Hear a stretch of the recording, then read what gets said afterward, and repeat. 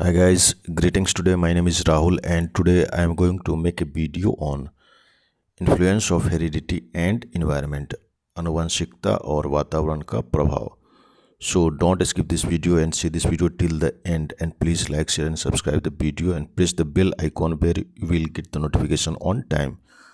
तो चलिए शुरू करते हैं हम लोग. आनुवंशिकता का प्रभाव. आनुवंशिकता और वातावरण दोनों का किसी व्यक्ति या जीवन के विकास पर महत्वपूर्ण प्रभाव पड़ता है. ये दोनों कारक मिलकर शारीरिक, मानसिक और व्यवहारिक गुणों को निर्धारित करते हैं. आनुवंशिकता का प्रभाव, इसके अंतर्गत हम लोग पढ़ेंगे शारीरिक संरचना, बुद्धि और मानसिक क्षमता, व्यवहार और स्वभाव, रोगों की प्रवृत्ति.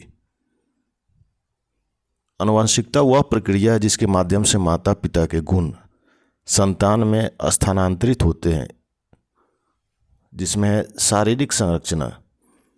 इसके अंतर्गत ऊंचाई, त्वचा का रंग, बालों का प्रकार, आंखों का रंग, ये सब शारीरिक संरचना के अंतर्गत आते हैं. बुद्धि और मानसिक क्षमता, कुछ हद तक स्मरण शक्ति, सीखने की क्षमता और विश्लेषण शक्ति, ये बुद्धि और मानसिक क्षमता के अंतर्गत आते हैं. तीसरा है व्यवहार और स्वभाव. कुछ व्यक्तित्व लक्षण जैसे गुस्सा, संवेदनशीलता या धैर्य, ये व्यवहार और स्वभाव का हिस्सा होते हैं.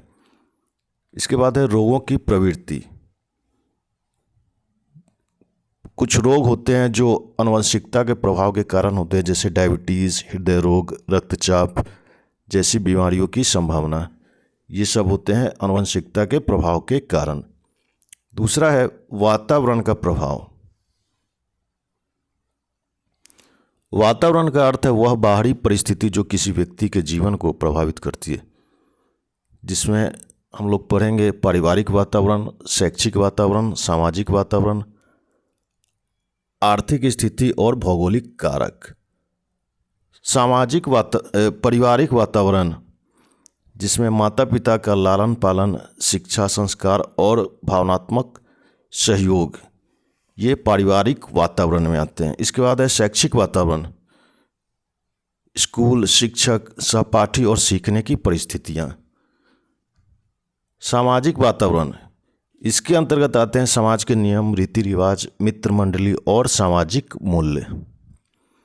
आर्थिक स्थिति, इसमें शामिल है परिवार की आर्थिक स्थिति व्यक्ति के अवसरों और संसाधनों को प्रभावित करती है. इसके बाद है भौगोलिक कारक, जैसे जलवायु, खान पान, रहन सहन आदि से शारीरिक और मानसिक विकास प्रभावित हो सकता है. निष्कर्ष, आनुवंशिकता और वातावरण दोनों ही विकास में महत्वपूर्ण भूमिका निभाते हैं. आनुवंशिकता से व्यक्ति को कुछ जन्मजात गुण मिलते हैं, लेकिन वातावरण उन गुणों को विकसित करने या बदलने में मदद करता है. उदाहरण के लिए, यदि कोई बच्चा आनुवंशिक रूप से बुद्धिमान है लेकिन उसे उचित शिक्षा और संसाधन नहीं मिलते, तो उसकी प्रतिभा पूरी तरह विकसित नहीं हो पाएगी. इसी तरह एक साधारण बुद्धि वाला व्यक्ति भी अच्छे वातावरण में उत्कृष्ट प्रदर्शन कर सकता है. इसके बाद है आनुवंशिकता का अर्थ. आनुवंशिकता वह जैविक प्रक्रिया है जिसके माध्यम से माता पिता के शारीरिक, मानसिक और व्यवहारिक गुण संतान में स्थानांतरित होते हैं. यह प्रक्रिया डीएनए और जीन्स के माध्यम से होती है. बाल विकास में आनुवंशिकता का प्रभाव, जिसमें पहला है शारीरिक विकास.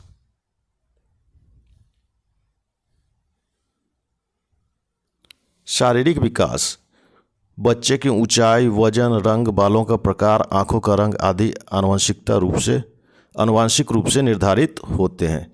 ये आते हैं शारीरिक विकास के अंतर्गत. दूसरा है मानसिक विकास, जिसमें बुद्धि, आईक्यू जिसे हम लोग बोलते हैं, सीखने की क्षमता, रचनात्मकता और स्मरण शक्ति भी आंशिक रूप से आनुवंशिक होती है. तीसरा है व्यक्तित्व विकास. स्वभाव, भावनात्मक प्रवृत्ति, आत्मविश्वास और नेतृत्व क्षमता पर भी आनुवंशिकता का प्रभाव देखा जाता है. चौथा है रोग और स्वास्थ्य। कुछ आनुवांशिक बीमारियां जैसे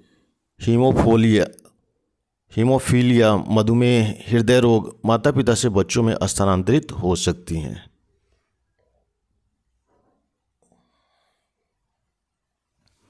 शिक्षा शास्त्र में आनुवंशिकता का महत्व। इसके अंतर्गत हम लोग पढ़ेंगे सीखने की क्षमता, बुद्धि और रचनात्मकता, व्यक्तित्व और व्यवहार, विशेष आवश्यकता। सीखने की क्षमता। कुछ बच्चे जन्म से ही अधिक जिज्ञासु और सीखने में तेज होते हैं, जबकि कुछ को अधिक प्रयास की आवश्यकता होती है। बुद्धि और रचनात्मकता। शिक्षकों को यह समझना आवश्यक है कि हर छात्र की सीखने की गति अलग अलग हो सकती है, जो आंशिक रूप से आनुवंशिक होती है। व्यक्तित्व और व्यवहार। शिक्षक बच्चों के स्वभाव को समझकर उन्हें उचित मार्गदर्शन दे सकते हैं। और चौथा है विशेष आवश्यकता। कुछ बच्चों में जन्मजात प्रतिभाएं होती हैं, जैसे संगीत, गणित, खेल इत्यादि, जबकि कुछ बच्चों को विशेष ध्यान देने की जरूरत होती है। निष्कर्ष।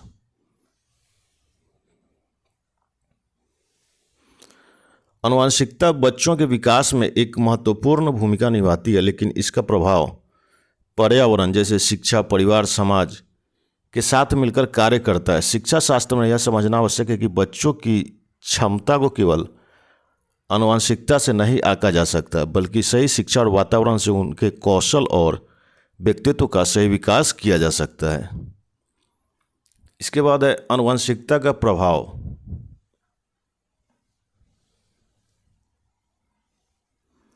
आनुवंशिकता का प्रभाव बाल विकास और शिक्षा शास्त्र में।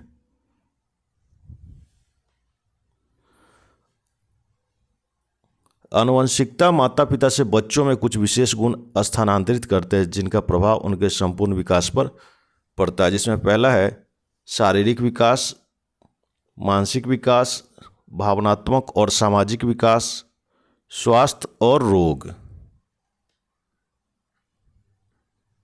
शारीरिक विकास। बच्चे की ऊंचाई, वजन, त्वचा का रंग, आंखों का रंग, बालों का प्रकार आदि आनुवंशिक रूप से निर्धारित होते हैं।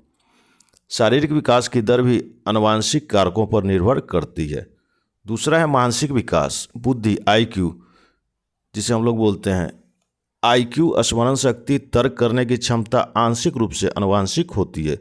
कुछ बच्चे जन्मजात प्रतिभाशाली होते हैं, जबकि कुछ को सीखने के लिए अधिक प्रयास की आवश्यकता होती है। तीसरा है भावनात्मक और सामाजिक विकास। बच्चे का स्वभाव, आत्मविश्वास, संकोच, आक्रामकता या धैर्य आनुवंशिक और पर्यावरणीय कारणों के मिश्रण से प्रभावित होता है। कुछ बच्चे सामाजिक रूप से जल्दी घुल मिल जाते हैं, जबकि कुछ अंतर्मुखी होते हैं। चौथा है स्वास्थ्य और रोग। कुछ बीमारियां जैसे मधुमेह, हृदय रोग, थैलेसीमिया आनुवंशिक होती है। मानसिक विकारों जैसे अवसाद, ADHD की प्रवृत्ति भी आनुवंशिक हो सकती है। इसके बाद है शिक्षा शास्त्र में आनुवंशिकता का प्रभाव।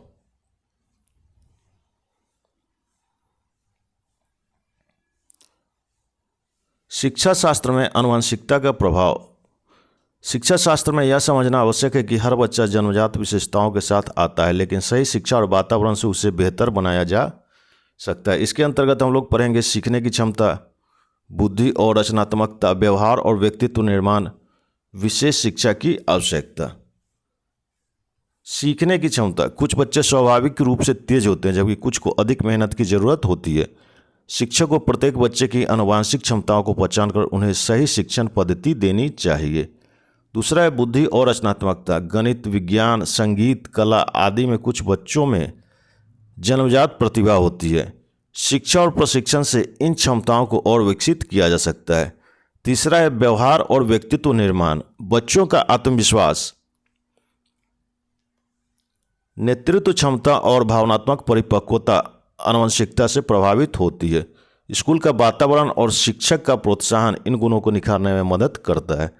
चौथा है विशेष शिक्षा की आवश्यकता। कुछ बच्चों में जन्मजात सीखने की कठिनाइयाँ लर्निंग डिसेबिलिटी हो सकती हैं, जैसे डिसलेक्सिया या ADHD। ऐसे बच्चों को विशेष शिक्षण विधियां अपनाकर मदद की जा सकती हैं।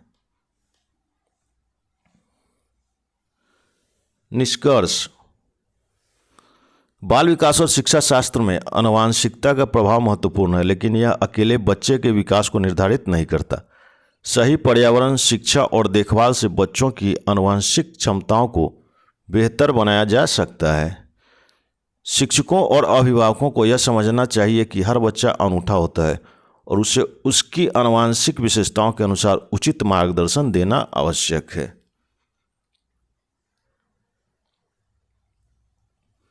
इसके बाद है शारीरिक लक्षणों का प्रभाव।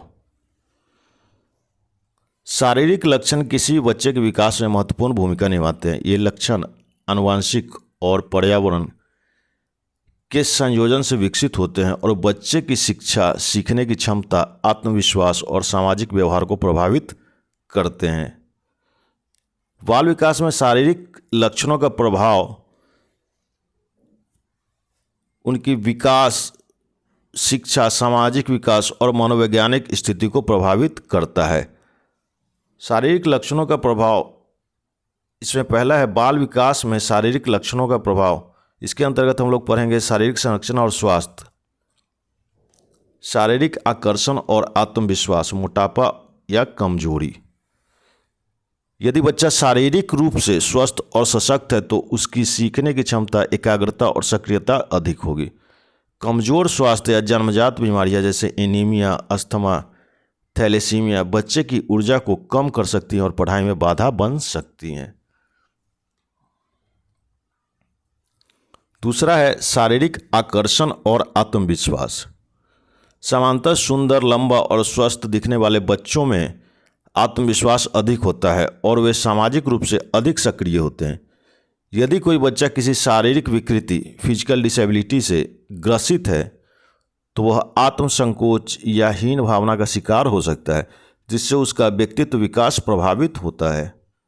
तीसरा है मोटापा या कमजोरी। अधिक वजन या अत्यधिक कमजोरी से बच्चे में शारीरिक असहजता आ सकती है, जिससे खेलकूद और अन्य गतिविधियों में भागीदारी कम हो सकती है।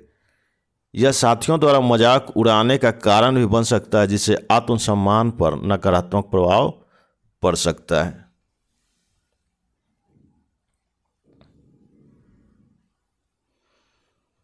इसके बाद है शारीरिक शिक्षा शास्त्र में शारीरिक लक्षणों का प्रभाव। इसके अंतर्गत हम लोग पढ़ेंगे सीखने की क्षमता और शारीरिक स्वास्थ्य, खेल कूद और सहज शैक्षिक गतिविधियां, आत्मसम्मान और सामाजिक व्यवहार, विशेष आवश्यकता वाले बच्चे। पहला है सीखने की क्षमता और शारीरिक स्वास्थ्य। यदि बच्चा स्वस्थ और ऊर्जावान है तो उसकी सीखने की क्षमता, ध्यान केंद्रण और स्मरण शक्ति बेहतर होगी। यदि बच्चा बार बार बीमार पड़ता है तो उसकी स्कूल में उपस्थिति कम होगी, जिससे उसकी पढ़ाई प्रभावित होगी। दूसरा है खेल कूद और सह शैक्षिक गतिविधियाँ।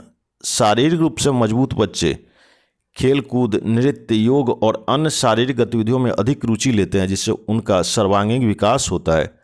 कमजोर शारीरिक क्षमता वाले बच्चे इन गतिविधियों से वंचित रह सकते हैं, जिससे उनके सामाजिक और भावनात्मक विकास पर असर पड़ता है।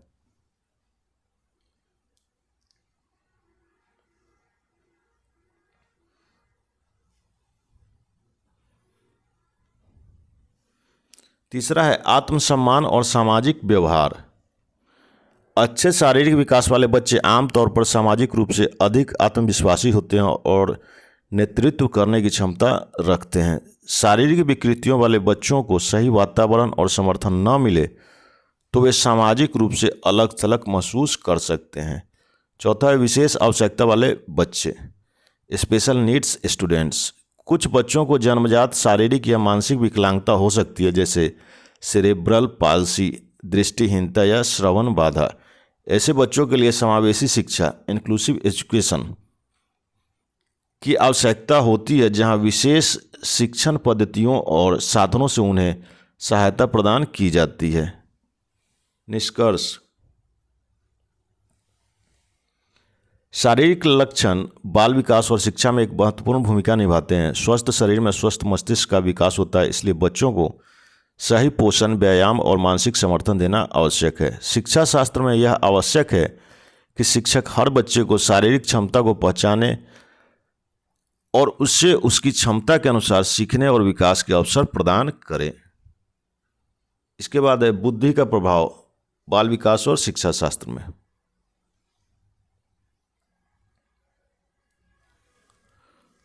बुद्धि किसी व्यक्ति की सीखने, तर्क करने, समस्या सुलझाने और निर्णय लेने की क्षमता होती है। यह आंशिक रूप से आनुवांशिक होती है और आंशिक रूप से वातावरण और शिक्षा के प्रभाव से विकसित होती है। बुद्धि का स्तर बच्चे के शारीरिक, मानसिक, सामाजिक और शैक्षिक विकास को प्रभावित करता है। इसके अंतर्गत हम लोग पढ़ेंगे शारीरिक और मानसिक विकास, भाषा और संचार कौशल, सामाजिक और भावनात्मक विकास, समस्या समाधान और निर्णय लेने की क्षमता। बुद्धि का प्रभाव बच्चे के व्यक्तित्व निर्माण, व्यवहार और सोचने की शैली पर पड़ता है, जिसमें पहला है हमारा शारीरिक और मानसिक विकास। उच्च बुद्धि स्तर वाले बच्चे अधिक जिज्ञासु और नवाचार में रुचि रखने वाले होते हैं। कम बुद्धि स्तर वाले बच्चों को सीखने, निर्णय लेने और समस्या सुलझाने में अधिक समय लग सकता है। दूसरा है भाषा और संचार कौशल। जिन बच्चों की बुद्धि अधिक होती है वो जल्दी बोलना और शब्दों को सही ढंग से प्रयोग करना सीखते हैं। कम बुद्धि स्तर वाले बच्चे भाषा विकास में देरी या संचार में कठिनाई महसूस कर सकते हैं। तीसरा है सामाजिक और भावनात्मक विकास। बुद्धिमान बच्चे आमतौर पर तेजी से नई परिस्थितियों को समझते हैं और समाज में अच्छे से घुल मिल जाते हैं। कम बुद्धि स्तर वाले बच्चों को मित्र बनाने और सामाजिक बातचीत में कठिनाइयों का सामना करना पड़ सकता है। चौथा है समस्या समाधान और निर्णय लेने की क्षमता। उच्च बुद्धि स्तर वाले बच्चे जल्दी और तर्क संगत निर्णय लेते हैं। कम बुद्धि वाले बच्चे असामान्य परिस्थितियों में भ्रमित हो सकते हैं और गलत निर्णय ले सकते हैं।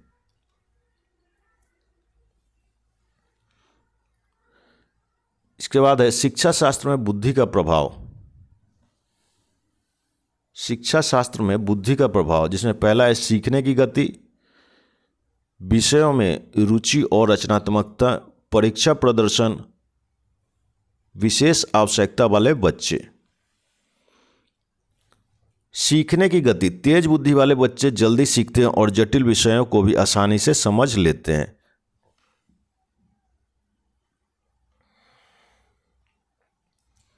मध्यम या कम बुद्धि वाले बच्चों को अधिक अभ्यास और शिक्षकों के विशेष मार्गदर्शन की आवश्यकता हो सकती है। दूसरा है विषयों में रुचि और रचनात्मकता।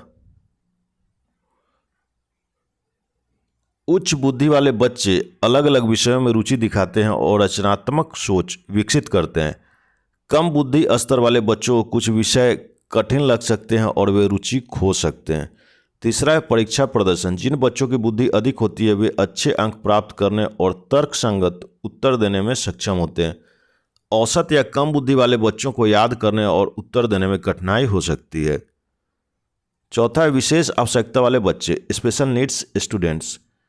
गिफ्टेड बच्चे, कुछ बच्चों में असाधारण बुद्धि होती है और वे औसत से अधिक तेजी से सीखते हैं। इनके लिए उन्नत शिक्षण विधियां जरूरी होती हैं। धीमी सीखने की क्षमता वाले बच्चे, इन्हें सीखने में अधिक समय लगता है, इसलिए इनके लिए व्यक्तिगत शिक्षण और विशेष तकनीकों की आवश्यकता होती है। निष्कर्ष, बुद्धि का बाल विकास और शिक्षा शास्त्र में गहरा प्रभाव पड़ता है। सभी बच्चे अलग अलग बुद्धि स्तर के होते हैं, इसलिए शिक्षक और माता पिता को उनकी क्षमता के अनुसार उन्हें उचित मार्गदर्शन और अवसर देने चाहिए। शिक्षा प्रणाली को इस बात को समझना चाहिए कि बुद्धि स्थिर नहीं होती, इसे सही वातावरण, शिक्षण तकनीकों और अभ्यास से विकसित किया जा सकता है। इसके बाद है चरित्र का प्रभाव बाल विकास और शिक्षा शास्त्र में। चरित्र किसी व्यक्ति के नैतिक मूल्यों, आदतों, आचरण और व्यक्तित्व का परिचायक होता है। यह बाल्यावस्था से ही विकसित होना शुरू हो जाता है और परिवार, समाज, विद्यालय और वातावरण के प्रभाव से आकार लेता है। शिक्षा शास्त्र में चरित्र निर्माण को एक महत्वपूर्ण घटक माना जाता है क्योंकि यह व्यक्ति के नैतिक विकास, आत्म अनुशासन और सामाजिक व्यवहार को निर्धारित करता है।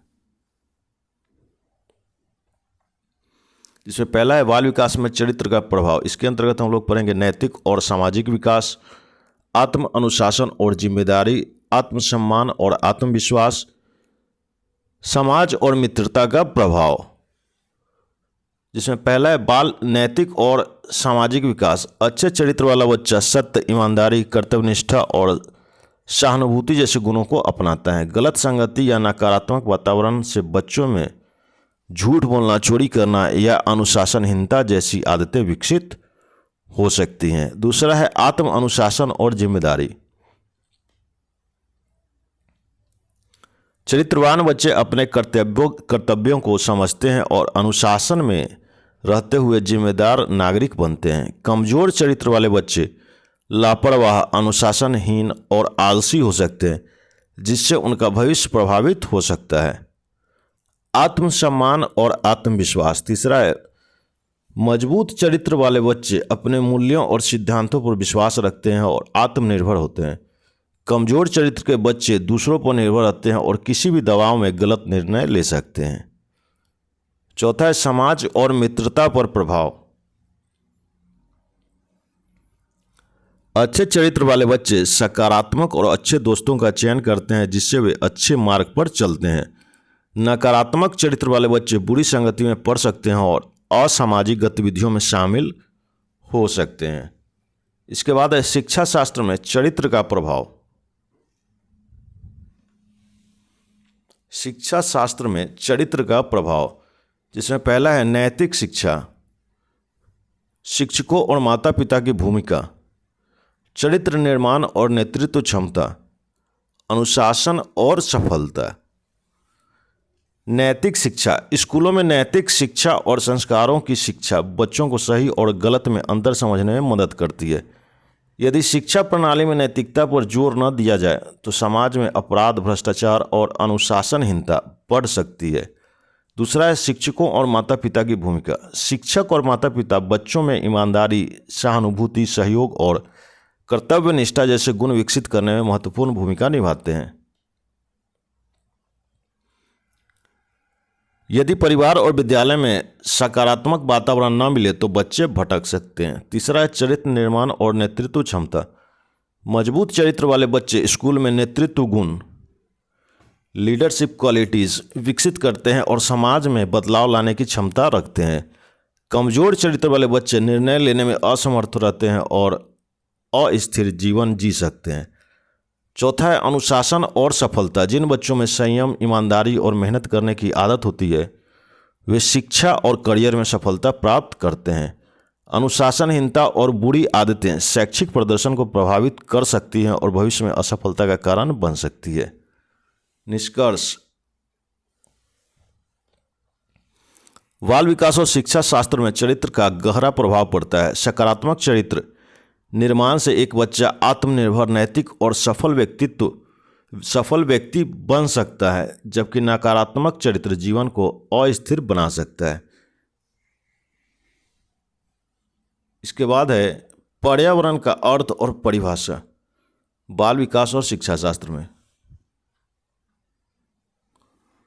पर्यावरण वह समग्र बाह्य परिस्थितियों का समूह है जो किसी व्यक्ति के शारीरिक, मानसिक, सामाजिक और बौद्धिक विकास को प्रभावित करता है। इसमें प्राकृतिक, सामाजिक, सांस्कृतिक और शैक्षिक तत्व शामिल होते हैं जो बच्चों की व्यक्तित्व, सीखने की क्षमता और व्यवहार को आकार देते हैं।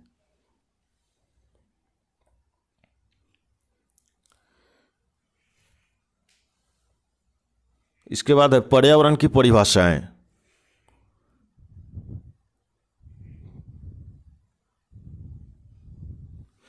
किम्बल यंग ने पर्यावरण को परिभाषित किया है। पर्यावरण उन सभी बाहरी शक्तियों का समूह है जो व्यक्ति के जीवन को प्रभावित करती है। वुडवर्थ ने पर्यावरण के बारे में बताया है, पर्यावरण वह सब कुछ है जो व्यक्ति को घेरता है और उसके जीवन को प्रत्यक्ष या अप्रत्यक्ष रूप से प्रभावित करता है। जॉन डेवी के अनुसार पर्यावरण और शिक्षा एक दूसरे से जुड़े हैं, क्योंकि शिक्षा का मुख्य कार्य व्यक्ति को उसके पर्यावरण के अनुकूल बनाना है। बाल विकास में पर्यावरण का प्रभाव।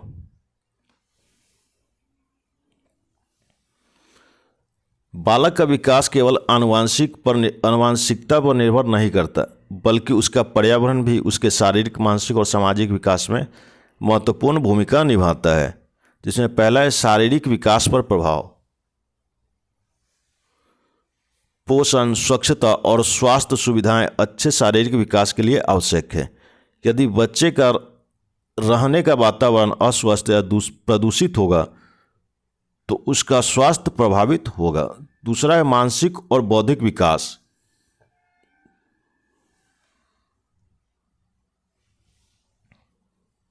बच्चों का पारिवारिक और शैक्षिक वातावरण उनकी सोचने, सीखने और निर्णय लेने की क्षमता को प्रभावित करता है। यदि बच्चे को सकारात्मक और शिक्षाप्रद वातावरण मिले तो उसकी बुद्धि और रचनात्मकता बेहतर विकसित होगी। तीसरा है सामाजिक और भावनात्मक विकास। यदि बच्चा सकारात्मक सामाजिक वातावरण जैसे अच्छे दोस्त, सहयोगी, माता पिता में रहता है तो उसमें आत्मविश्वास और नैतिकता विकसित होती है। यदि उसका परिवार या समाज हिंसक या नकारात्मक है तो वह असामाजिक या आक्रामक प्रवृत्ति विकसित कर सकता है। चौथा है भाषा और संचार कौशल। जिन बच्चों का घर और स्कूल का वातावरण संवादपूर्ण और ज्ञानवर्धक होता है वे बेहतर भाषा कौशल विकसित करते हैं। यदि बच्चा अशिक्षित या सीमित भाषा वाले वातावरण में बढ़ता है तो उसका संचार कौशल कमजोर हो सकता है।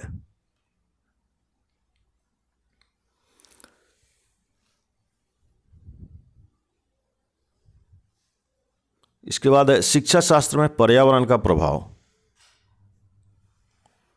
जिसमें पहला है विद्यालय वातावरण, शिक्षक का प्रभाव, सहपाठियों और दोस्तों का प्रभाव, और चौथा है पारिवारिक वातावरण और अभिभावकों की भूमिका।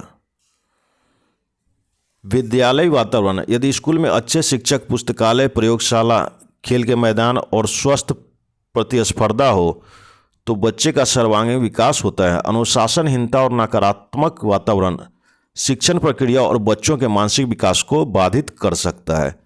शिक्षक का प्रभाव, सकारात्मक और प्रेरणादायक शिक्षक छात्रों को सीखने के लिए प्रेरित करते हैं। यदि शिक्षक का व्यवहार रूखा या पक्षपाती है तो यह छात्रों में भय, आत्मसंकोच और अनुत्साह पैदा कर सकता है। तीसरा है सहपाठियों और दोस्तों का प्रभाव। अच्छे दोस्त बच्चे के चरित्र और शिक्षा में सहयोगी होते हैं। गलत संगति में आने से बच्चे में अनुशासनहीनता, नशे की लत और पढ़ाई में अरुचि हो सकती है। चौथा है पारिवारिक वातावरण और अभिभावकों की भूमिका। यदि अभिभावक बच्चों की शिक्षा में रुचि लेते हैं तो उनका शिक्षा के प्रति सकारात्मक दृष्टिकोण विकसित होता है। यदि घर में झगड़े, अशिक्षा, आर्थिक समस्या है तो यह बच्चे की पढ़ाई में बाधा डाल सकते हैं। निष्कर्ष, पर्यावरण का बाल विकास और शिक्षा शास्त्र में बहुत गहरा प्रभाव पड़ता है। एक सकारात्मक और पोषणकारी वातावरण बच्चे की बुद्धि, चरित्र और व्यक्तित्व को निखार सकता है, जबकि नकारात्मक वातावरण उसके मानसिक विकास को बाधित कर सकता है। इसलिए अभिभावकों, शिक्षकों और समाज को मिलकर बच्चों के लिए एक अनुकूल, शिक्षाप्रद और प्रेरणादायक वातावरण बनाना चाहिए, जिससे वे एक सफल और जिम्मेदार नागरिक बन सके। इसके बाद है पर्यावरण का प्रभाव शारीरिक विकास पर। पर्यावरण व्यक्ति के आसपास की भौतिक, सामाजिक और सांस्कृतिक परिस्थितियों का समूह होता है जो उसके जीवन और विकास को प्रभावित करता है। शारीरिक विकास में आनुवंशिकता के साथ साथ पर्यावरण की भी महत्वपूर्ण भूमिका होती है। शारीरिक विकास में पर्यावरणीय कारकों का प्रभाव मुख्य रूप से इन पहलुओं पर देखा जा सकता है, जिसमें पहला है पोषण, दूसरा है स्वास्थ्य और स्वच्छता, तीसरा है व्यायाम और शारीरिक गतिविधियाँ, चौथा है जलवायु और मौसम, पांचवा है आर्थिक और सामाजिक परिस्थितियाँ। पोषण का प्रभाव, संतुलित आहार, प्रोटीन, विटामिन, कैल्शियम, आयरन, हड्डियों, मांसपेशियों और ऊतकों के विकास में सहायक होते हैं।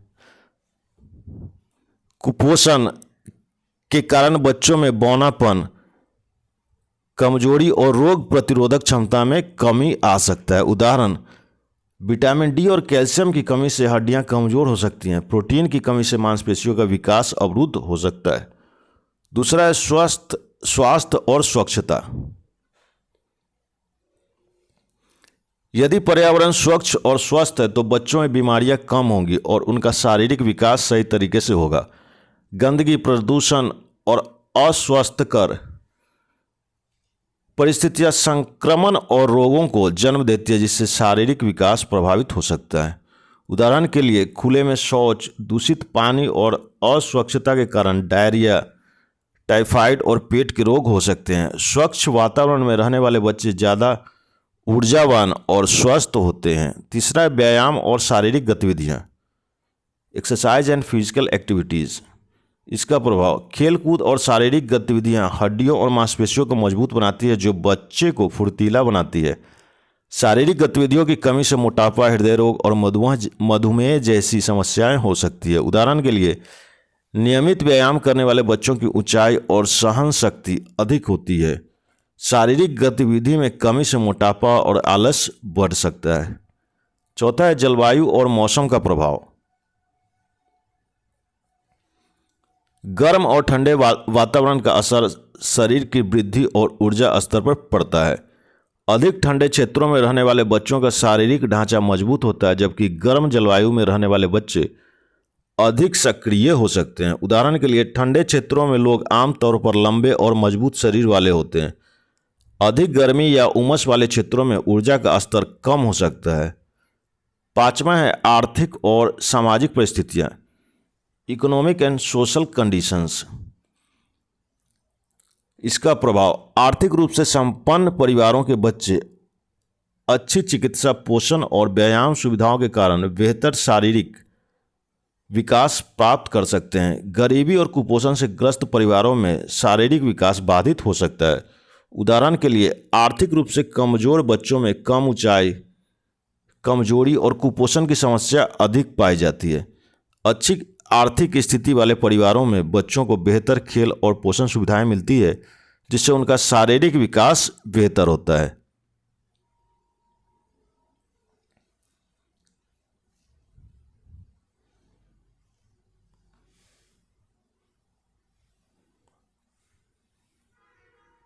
निष्कर्ष, पर्यावरण शारीरिक विकास को अत्यधिक प्रभावित करता है। यदि पौष्टिक आहार, स्वच्छता, शारीरिक गतिविधियां और अनुकूल जलवायु मिले तो बच्चे का शारीरिक विकास बेहतर होगा।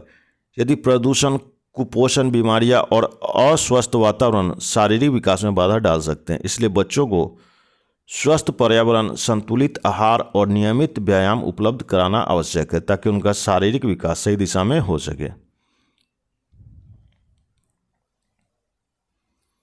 इसके बाद है प्रजाति की श्रेष्ठता का प्रभाव।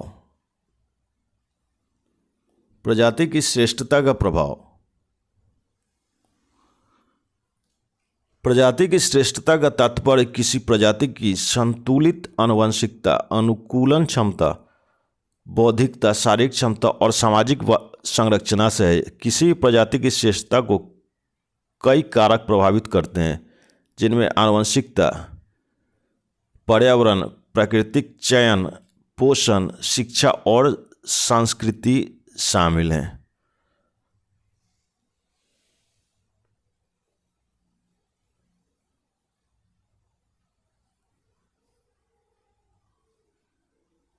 संस्कृति शामिल है।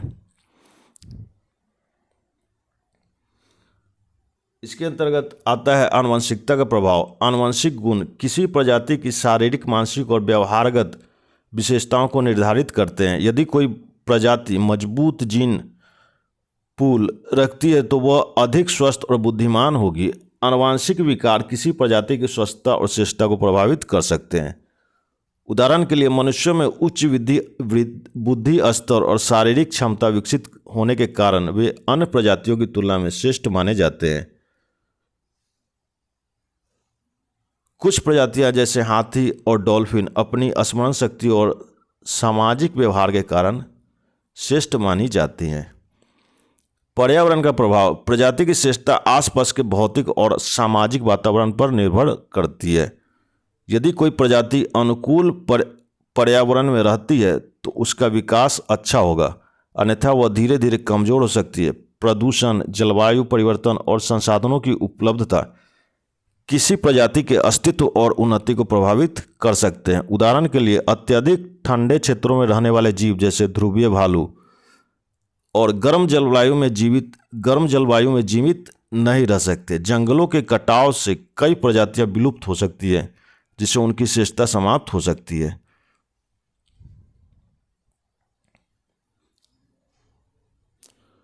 पोषण किसी प्रजाति की शारीरिक शक्ति, रोग प्रतिरोधक क्षमता और जीवन प्रत्याशा को प्रभावित करता है। यदि किसी प्रजाति को संतुलित आहार नहीं मिलता तो उसकी विकास दर कम हो सकती है और वह कमजोर पड़ सकता है। उदाहरण के लिए, मनुष्यों में पोषण की कमी से कम ऊंचाई, रोग और मानसिक कमजोरी हो सकती है।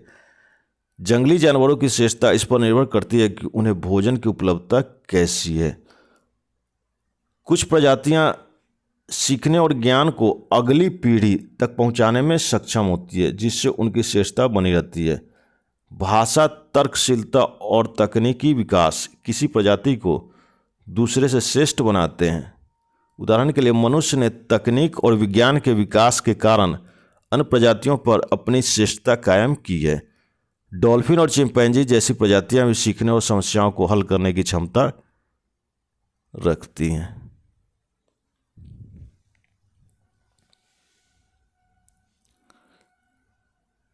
ये था हमारा वीडियो आज का, जो आनुवंशिकता और वातावरण का प्रभाव इस पे आधारित है। अगर आप लोगों को ये वीडियो अच्छा लगता है तो प्लीज़ लाइक, शेयर और सब्सक्राइब कीजिए और मेरे चैनल को ज़्यादा से ज़्यादा शेयर कीजिए और बेल आइकॉन प्रेस कर दीजिए, जिससे अगर मैं कोई वीडियो बनाता हूँ तो आप तक पहुँचता रहे। Thank you.